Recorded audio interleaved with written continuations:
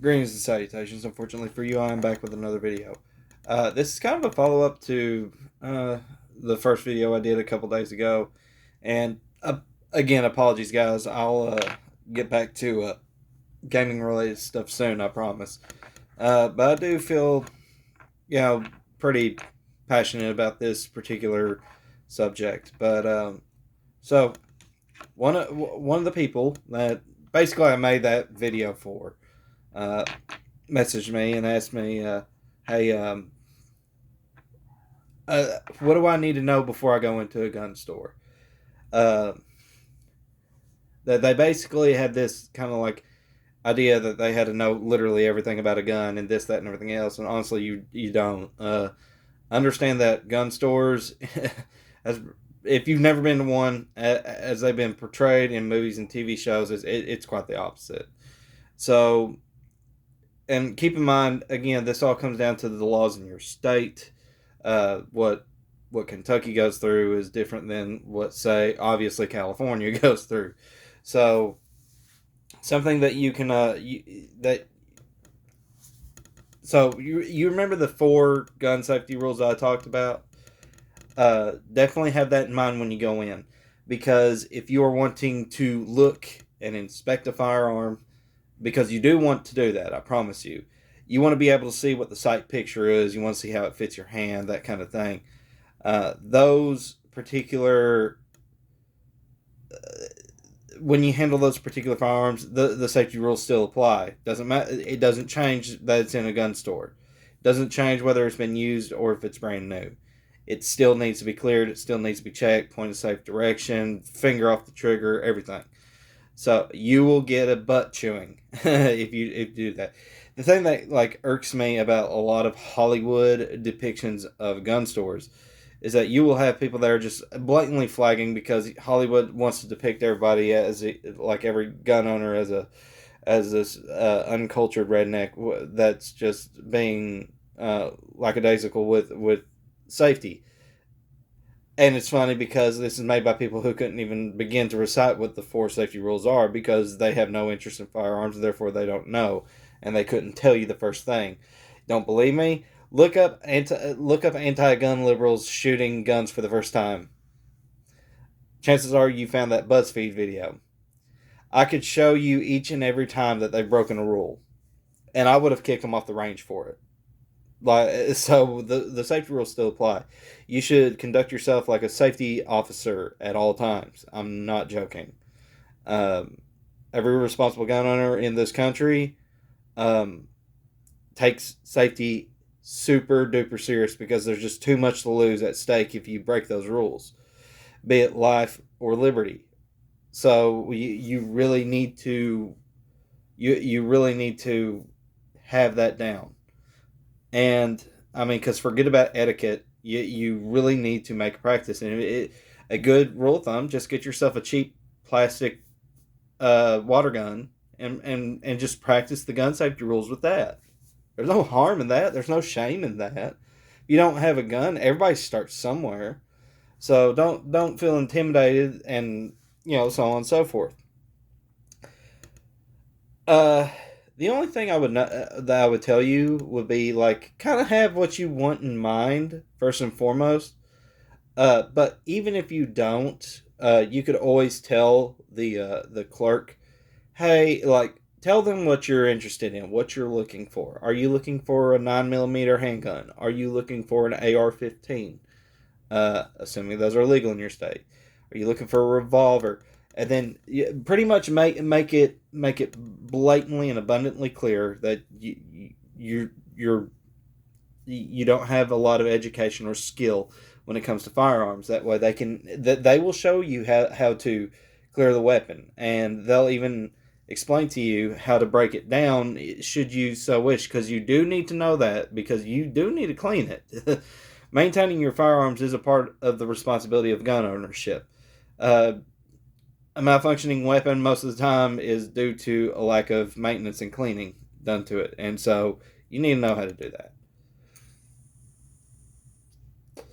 So I would also recommend have a budget in mind, and I would say again, this depends at where you live, because different areas the cost of living is much lower than other places of the country. So, uh, generally speaking, like, have $500 in mind. That gives you plenty of room to get yourself a firearm, a holster, if you're getting a handgun, and some ammunition. And you definitely want like a type of defense round to start with, because even if you haven't gone to the range yet, you do want to have something in case before you go to the range, like if somebody's breaking into your house or something. The point is not target shooting, but for defense. But still get yourself some target ammo. So basically, what I mean by defense rounds, and I understand certain jurisdictions, hollow points are illegal. It makes no sense to me at all, because hollow points are ballistically shown through research to stop in the cavity of a wound and not blow out the other side. They can overpenetrate, but that's so rare. Most pistol rounds stay in the target. That's what they're designed for. That's why they're hollow. It's not to make a larger exit wound like a lot of gun grabbing liberals want you to believe. It's so that the velocity makes the bullet actually flower, so that when it goes into the target, like the act of it flowering kind of helps slows it down. In addition to, like, for lack of a better term, the meat of the target also helps to increase that resistance. And of course, even 7.62 and 5.56 and 2.23 have their own self-defense rounds. Now, when you're talking about target shooting, you want to get full metal jackets. That's what you're going to be using for target shooting. You don't want those for self-defense, because those will overpenetrate. They're not designed to slow down. They're designed to go through a target, especially a paper target. So you want to, and they're cheaper. That's why they're considered target ammo. They don't slow down, and they're cheap. So there you go. But that $500 is a pretty good budget to set aside. You can get yourself a halfway decent handgun for that. In certain areas, you probably get even a halfway decent rifle or shotgun with that. So, just depending on what you're looking for, what you're in the market for.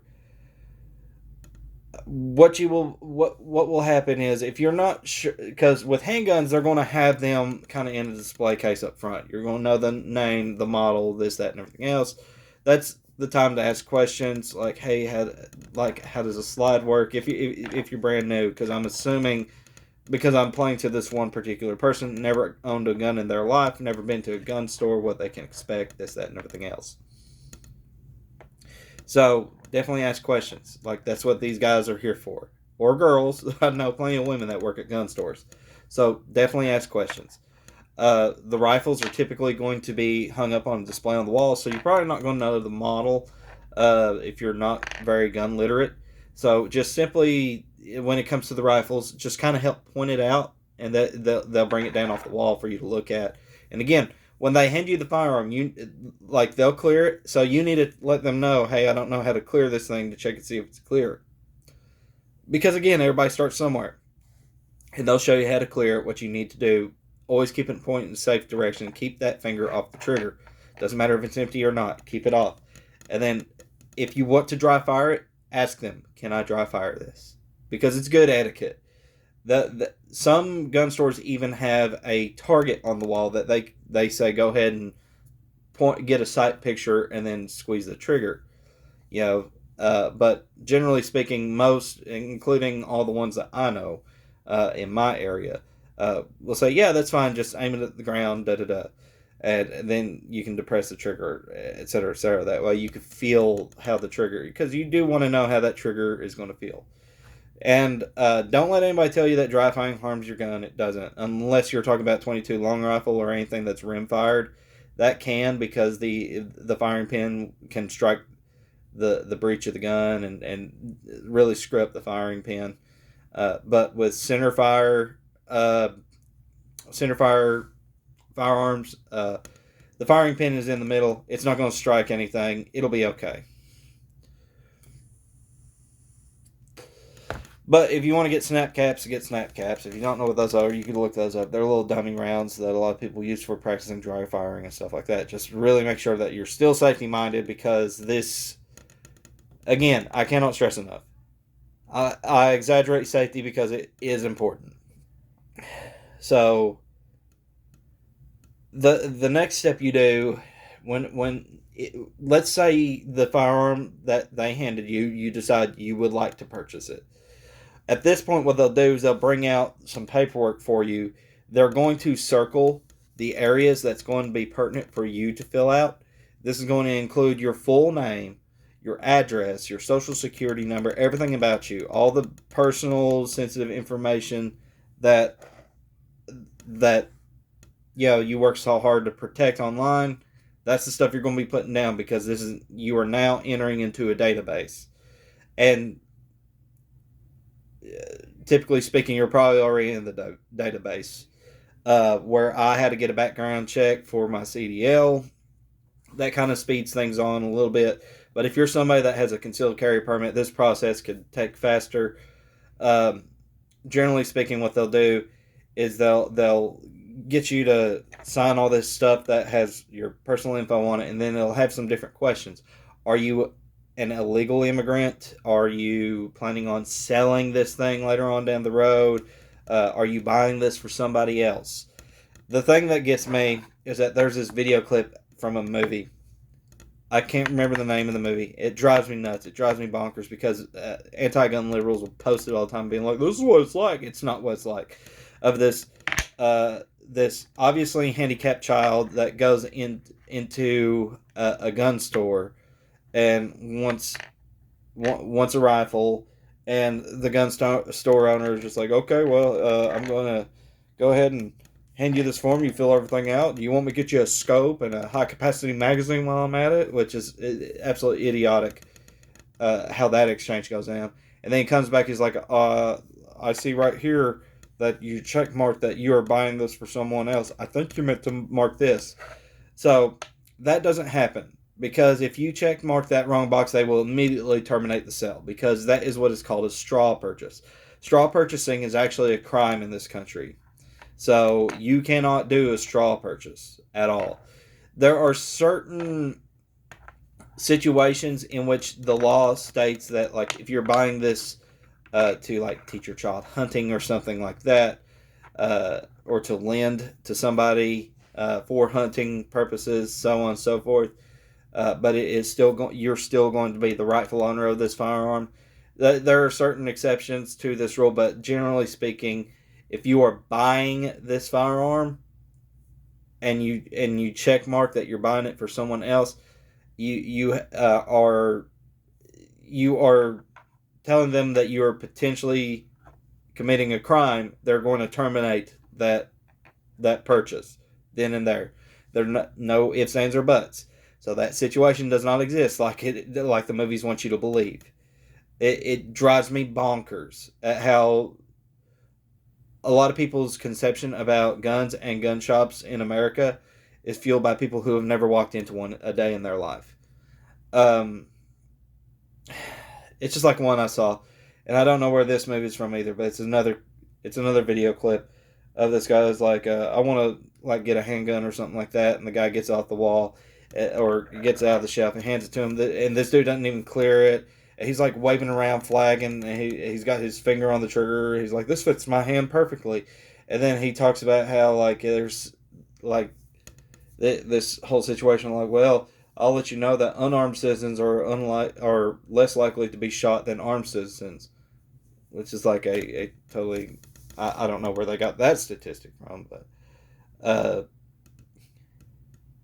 I mean it's just a matter of fact that if a gun owner or if a gun shop sees you flagging and like, because this dude in the clip is violating every safety rule, they will terminate the purchase in there too. Like, no, you're dangerous.